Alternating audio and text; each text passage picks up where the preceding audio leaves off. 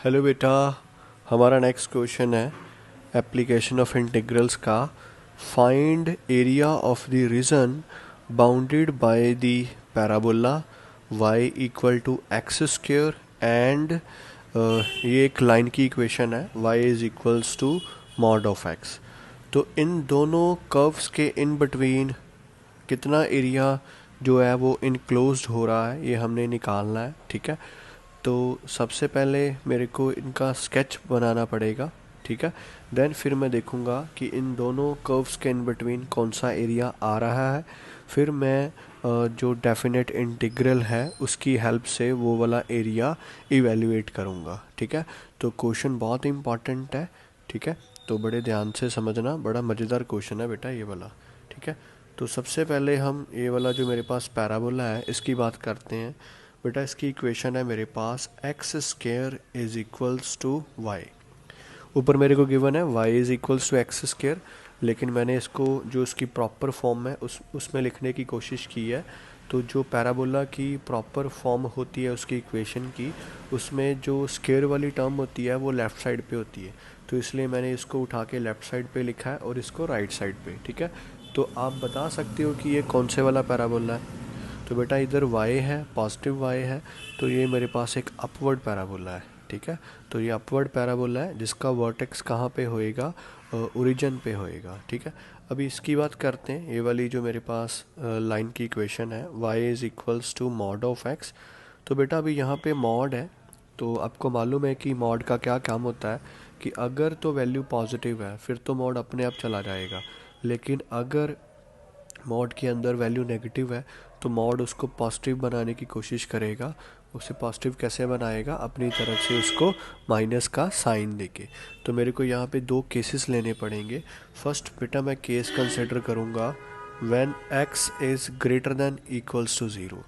Greater than equals to zero का मतलब है कि जो इसके अंदर मॉड के अंदर जो वैल्यू है वो एक पॉजिटिव वैल्यू। तो अगर वैल्यू पॉजिटिव है तो उस केस में y जो आएगा वो बिल्कुल x के इक्वल आएगा। ठीक है, क्योंकि अगर क्वांटिटी पॉजिटिव है तो फिर बेटा मॉडुलस लिखने की ज़रूरत नहीं है, मॉडुलस मॉडुलस अपने आप ही ख़त्म हो जाएगा। ठीक है, तो अगर x की value greater than equal to zero है तो मैंने y x के इक्वल कंसिडर करना है। लेकिन अगर y की वैल्यू जो x की वैल्यू लेस दैन ज़ीरो है, लेस दैन ज़ीरो मतलब नेगेटिव वैल्यू है, तो अभी जो मॉड है वो अपना रोल प्ले करेगा। मॉड इस वैल्यू को पॉजिटिव करने की कोशिश करेगा, क्योंकि ये वैल्यू लेस दैन ज़ीरो है मतलब ये वैल्यू नेगेटिव है। ठीक है, तो मॉड इसको पॉजिटिव करेगा। अभी मॉड इसको कैसे पॉजिटिव करेगा, वो अपनी तरफ से आप चला जाएगा और अपनी जगह पे माइनस का साइन छोड़ देगा। तो अभी ये एक पॉजिटिव क्वांटिटी है, क्योंकि जो x है वो लेस दैन ज़ीरो है, वो नेगेटिव है, तो नेगेटिव को नेगेटिव के साथ मल्टीप्लाई करेंगे तो वो पॉजिटिव बन जाएगा। तो प्लीज़ आप इन दोनों केसेस को ध्यान में रखना, उसी हिसाब ने आपने y की वैल्यू जो है वो कंसिडर करनी है। ठीक है, तो ये भी एक लाइन को, स्ट्रेट लाइन को रिप्रेजेंट करती है और ये भी एक स्ट्रेट लाइन को रिप्रेजेंट करती है। ठीक है, तो सबसे पहले हम इसका ग्राफ ड्रॉ करते हैं, फिर हम इसका ग्राफ ड्रॉ करेंगे। तो यहाँ पे हम कोऑर्डिनेट एक्सिस जो है वो चूज़ कर लेते हैं। ठीक है, तो मान लो कि ये मेरी कोऑर्डिनेट एक्सिस है। ठीक है, ये ओरिजिन है मेरे पास। ओके बच्चे, तो अभी जो पहले मेरे पास पैराबोला है उसका स्केच ड्रॉ कर लेते हैं। तो जो पैराबोला आएगा वो एक अपवर्ड पैराबोला आएगा, तो उसका वर्टेक्स जो होना है वो यहाँ पे होना है ओरिजिन पे। सो इस तरह से जो पैराबोला है वो मतलब उसका स्केच आएगा। ठीक है, तो ये आपने, जैसे मैंने फ्री हैंड ड्रॉ किया, आपने भी फ्री हैंड ड्रॉ करना है। आप चाहो तो आप पेंसिल के साथ भी ड्रॉ कर सकते हो डायग्राम को, आप चाहो तो आप उसको पेन के साथ भी कर सकते हो, ये आप पे डिपेंड करता है। ठीक है, तो मैं तो यही सजेशन दूंगा कि पेंसिल के साथ करना, ताकि अगर बाई चांस कोई गलत हो जाता है तो आप उसको रेज करके फिर से बना सकते हो। ठीक है, तो अभी नेक्स्ट हम इनकी बात करते हैं। पहले मैं इस लाइन का ग्राफ ड्रॉ करता हूँ। इसको नंबर 1 दे देते हैं हम, इसको नंबर 2 देते हैं। तो लाइन का ग्राफ कैसे ड्रॉ करना है, बड़ा आसान है। तो मैं यहाँ पे पहले x की वैल्यू 0 सब्सिट्यूट करता हूँ। Put x is equals to 0 in 1। So मेरे को y की वैल्यू भी क्या मिलेगी, 0 मिलेगी। तो मेरे पास सबसे पहले पॉइंट आ जाएगा 0,0। फिर उसके बाद मैं क्या करता हूँ कि अभी मैं x की वैल्यू यहाँ पे 1 चूज़ कर लेता हूँ 1 में। ठीक है, तो उसके कॉरस्पॉन्डिंग मेरे को y की वैल्यू भी 1 मिलेगी और मेरे पास पॉइंट आ जाएगा 1,1। तो मेरे को यहाँ पे स्केल लेना पड़ेगा। ये मेरे पास 0 है, यहाँ पे 1 है, यहाँ पे 2 है, यहाँ पे 3 है, इधर -1 है, देन -2 है, -3 है, इधर 1 है, 2 है, 3 है, नीचे बेटा -1 है, -2 है। तो अभी 0,0 पॉइंट यहाँ पे होएगा, ठीक है, इसको मिला देते हैं। दूसरा 1,1 बेटा ये वाला पॉइंट यहाँ पे होएगा, तो अभी इसको मिला दो तो कुछ इस तरह से ग्राफ बन जाएगा, ठीक है। तो ये मेरा 1,1 पॉइंट है, ओके। इसी तरह से मैंने इसका ग्राफ ड्रॉ करना है। तो यहाँ पे भी सिमिलरली जैसे मैंने यहाँ पे x की वैल्यू पहले 0 कंसिडर की थी, यहाँ पे भी पहले मैं x की वैल्यू 0 कंसिडर करूँगा, ठीक है। तो x की वैल्यू पहले 0 लेते हैं, इसको मैं सब्स्टिट्यूट करता हूँ सेकेंड इक्वेशन में। तो इसके कॉरस्पॉन्डिंग मेरे को x की वैल्यू मिलेगी 0 आएगी। तो मेरे पास फर्स्ट पॉइंट आ जाएगा 0,0। देन बेटा मैं x की वैल्यू लूँगा, अभी मैं x की वैल्यू 1 ले लेता हूँ, ठीक है। तो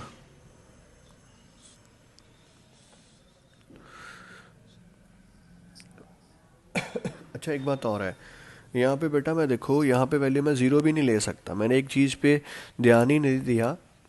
देखो इसके कॉरस्पॉन्डिंग मैंने ये कंडीशन लिखी हुई है कि जो x की वैल्यू है वो जो मैंने कंसिडर करनी है वो मैंने 0 से कम लेनी है। तो 0 तो मैं ले ही नहीं सकता, मैंने तो जैसे देखो मैंने ऊपर अपने मर्जी से मतलब वैल्यू कंसिडर कर ली, इसी तरह से मैंने नीचे भी किया, लेकिन ये गलत हो गया। अभी देखो इसके कॉरस्पॉन्डिंग एक कंडीशन प्रेजेंट है, हम इस कंडीशन को इग्नोर नहीं कर सकते। अगर हमने इसको इग्नोर किया तो ये मेरा गलत हो जाएगा। तो यहाँ पे इसने लिखा ना है कि जो x की वैल्यू वो मैंने 0 से कम लेनी है, तो बेटा ये वाला केस मैं ले ही नहीं सकता, इसको कैंसिल करो ये केस को, ये गलत हो जाएगा। तो 0 से कम वैल्यू हम क्या ले सकते हैं, हम ले सकते हैं -1। तो अभी ये वैल्यू यहाँ पे सब्स्टिट्यूट करो, -1, तो ये आ जाएगा 1। तो मेरे पास फर्स्ट पॉइंट आएगा -1,1, ठीक है। इसी तरह से नेक्स्ट मैं वैल्यू लेता हूँ -2, क्योंकि जो मैंने वैल्यू कंसिडर करनी है वो 0 से छोटी कंसिडर करनी है। तो अभी यहाँ पे मेरे को y की वैल्यू मिलेगी 2, तो नेक्स्ट पॉइंट आ जाएगा -2,2। तो अभी ये दोनों पॉइंट्स को लोकेट करते हैं। अच्छा ये वाला जो ग्राफ ड्रॉ किया है ये मैंने फर्स्ट इक्वेशन का किया है, ठीक है। अभी सेकंड का करना है, तो फर्स्ट पॉइंट है -1,1, x की वैल्यू -1 और y की वैल्यू 1, तो ये आएगा। नेक्स्ट है -2,2, -2 और 2 ये आ जाएगा। तो बेटा कुछ इस तरह से जो है वो ग्राफ बनेगा इसका, इस तरह से। अभी देखते हैं, ये देखो मैंने अभी तो फ्री हैंड इसको प्रोड्यूस कर दिया है। अभी देखते हैं कि क्या ये दोनों लाइंस, ये सेकंड लाइन है, क्या ये दोनों एक दूसरे को ओरिजिन पे मिलती हैं। तो उसके लिए मेरे को पहले इन दोनों का जो पॉइंट ऑफ इंटरसेक्शन है वो निकालना पड़ेगा, ठीक है। So to find point of intersection, ये वाली जो कर्व है इसको हम इक्वेशन को नाम दे देते हैं स्टार। सो नेक्स्ट हम फाइंड करेंगे to find point of intersection. पहले ये पता करते हैं कि क्या ये दोनों लाइन एक दूसरे को ओरिजिन पे इंटरसेक्ट करती हैं, क्योंकि मैंने तो इसको जल्दी से ऐसे प्रोड्यूस कर दिया और मैंने इसको ओरिजिन से पास कर दिया, क्या पता ये ओरिजिन से एक्चुअल में पास हो ही नहीं रही, ठीक है ना। तो कंफर्म करने के लिए बेटा मैं पॉइंट ऑफ इंटरसेक्शन निकालूंगा, ठीक है। तो पहले मैं लेता हूँ from first and second, from first and second equations. देखो बेटा इन दोनों का जो लेफ्ट हैंड साइड है वो सेम है, तो अगर लेफ्ट हैंड साइड इक्वल होएगा तो राइट हैंड साइड भी इक्वल आएगा। तो वहाँ से आएगा x is equals to -x। अभी इसको इधर ले आते हैं, ठीक है। तो ये आ जाएगा मेरे पास 2x इज़ इक्वल्स टू 0। तो यहाँ से बेटा x की वैल्यू कितनी आएगी, 0 आएगी। अभी इस वैल्यू को मैं फर्स्ट इक्वेशन में पुट करता हूँ, पुट इन 1। तो वहाँ से क्या आ जाएगा, y इज़ इक्वल्स टू 0। तो देयरफॉर जो पॉइंट ऑफ इंटरसेक्शन है वो क्या आ जाएगा मेरे पास, वो आ जाएगा 0,0। तो इसका मतलब है कि ये दोनों लाइंस एक दूसरे को ओरिजिन पे कट करती हैं। तो अभी पैराबोला और दोनों लाइंस के इन बिटवीन कौन सा एरिया आ रहा है, ये वाला एरिया आ रहा है बेटा, ये वाला। मैंने ये वाला एरिया निकालना है। अभी देखो जो पैराबोला फिगर होती है ना वो एक सिमेट्रिकल फिगर होती है, तो जितना एरिया इधर होएगा राइट साइड पे उतना ही एरिया बेटा लेफ़्ट साइड पे होएगा।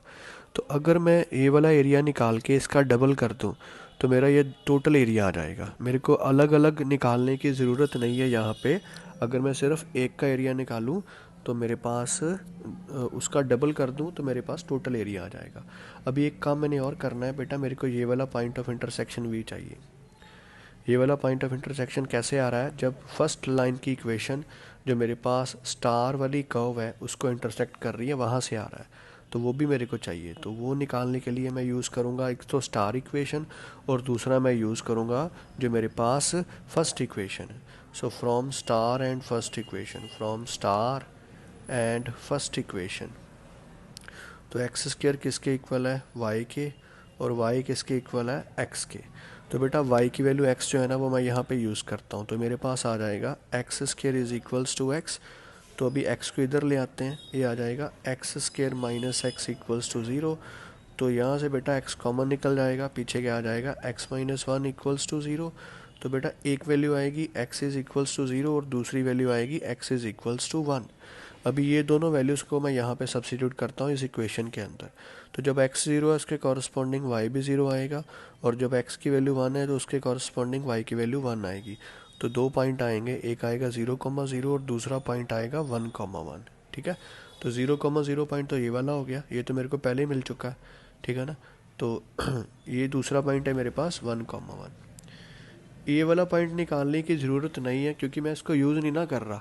मैं इसका एरिया निकाल के उसका डबल कर दूंगा तो मेरे पास टोटल आ जाएगा, तो इसको यूज़ करने की मेरे को ज़रूरत नहीं है, तो इसलिए मैं ये वाला पॉइंट भी नहीं निकालूंगा। तो अभी मैंने ये वाला एरिया निकालना है, तो ये वाला एरिया जो है वो किसके इक्वल आएगा, तो उसके लिए मेरे को अलग से दूसरे पेज पे जाना पड़ेगा। तो अभी ये मैं दूसरे वाला पेज आपके सामने रखता हूँ, ठीक है। तो जो डायग्राम है उसको मैं बनी रहने देता हूँ ताकि आपको जो मैंने एरिया निकालना है उसको समझने में किसी तरह की कोई दिक्कत ना आए, ठीक है। तो अभी area of shaded region, area of shaded region वो किसके इक्वल आएगा, 2 टाइम। आपको मालूम है कि मैंने 2 टाइम क्यों किया है। अभी देखो मैंने कैसे निकालना है ये वाला एरिया, ठीक है। वो ऐसा है कि देखो पहले बेटा मैं एरिया लूँगा, एरिया अंडर दी लाइन, ये वाली जो मेरी लाइन है ना, पहले बेटा मैं इसके अंडर एरिया निकालूंगा। जब मैं इसके अंडर एरिया निकालूंगा तो ये साले वाला एरिया आएगा, ये सारे वाला, आप इसको देख पा रहे हो ना, ये साले वाला सारा एरिया आएगा। अभी इसमें से बेटा जो इस कर्व के अंडर एरिया आ रहा है ना, ये वाला इसको मैं माइनस कर दूंगा। तो ये बेटा मेरे पास जो मेरा रिक्वायर्ड रीज़न है, ये वाला जो एरिया है वो मेरे पास आ जाएगा। अभी जो लाइन है वो यहाँ से स्टार्ट होती है, तो यहाँ पे लोअर लिमिट आता है 0, यहाँ पे लाइन स्टॉप करती है, तो अपर लिमिट कितना आ रहा है, 1 आ रहा है, ठीक है। तो अभी जो लिमिट्स कंसिडर कर रहा हूँ वो बेटा मैं x की कर रहा हूँ, तो इंटीग्रेट भी विद रिस्पेक्ट टू x करूँगा, लेकिन जो वैल्यू यहाँ पे यूज़ करूँगा वो मैं y की यूज़ करूँगा। तो y किसके इक्वल है, इस लाइन की इक्वेशन ये वाली है फर्स्ट वाली, तो इसमें y किसके इक्वल है, x के, तो यहाँ पे मैं x लिखूँगा, ठीक है। देन आएगा माइनस का साइन, ओके, यहाँ पे ब्रैकेट डाल दो क्योंकि डबल जो होना है वो दोनों का ही होना है, ठीक है बच्चे। तो अभी देखो ये वाला जो कर्व है यहाँ से स्टार्ट होके यहाँ तक जा रहा है, यहाँ से स्टार्ट होता है तो यहाँ पे जो लोअर लिमिट है वो 0 है, और यहाँ पे जो अपर लिमिट है वो 1 है, तो ये 1 आ जाएगा। क्योंकि मैं मूव जो कर रहा हूँ वो बेटा मैं कर रहा हूँ अलॉन्ग दी एक्स एक्सिस, इसलिए बेटा मैं एक्स कोऑर्डिनेट से लिमिट्स को चूज़ कर रहा हूँ। अभी जो मैंने एरिया लेना है वो इस कर्व के अंडर लेना है, तो इस कर्व की इक्वेशन ये वाली है, तो यहाँ से y की वैल्यू कितनी आएगी, एक्स स्क्वायर। तो यहाँ पे मैं एक्स स्क्वायर चूज़ करूँगा और इसको मैं इंटीग्रेट करूँगा विद रिस्पेक्ट टू एक्स। तो अभी इसको सॉल्व कर लो, सॉल्व करने के बाद टू के साथ मल्टीप्लाई कर दो, तो वो आपका टोटल एरिया आ जाएगा जो आपको यहाँ पे शेडेड एरिया दिख रहा है। तो इस तरह से इस क्वेश्चन को हमने कंप्लीट करना है। ओके बच्चे, ठीक है।